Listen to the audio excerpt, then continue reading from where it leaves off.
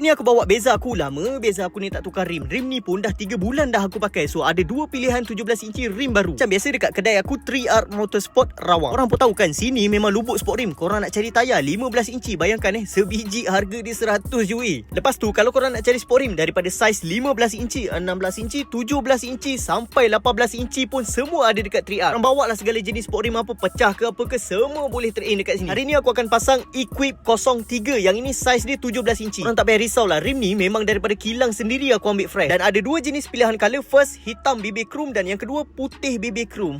Macam menarik. Untuk dia punya spek memang special. 17 6.5 JJ ET40. Lagipun bila kau pakai Equip ni, memang nampak outlook kereta kau memang nampak jahat. Sebab rim ni dia lebih ke arah nampak old school and vintage. And bila dah siap pasang, korang tengok hasil dia.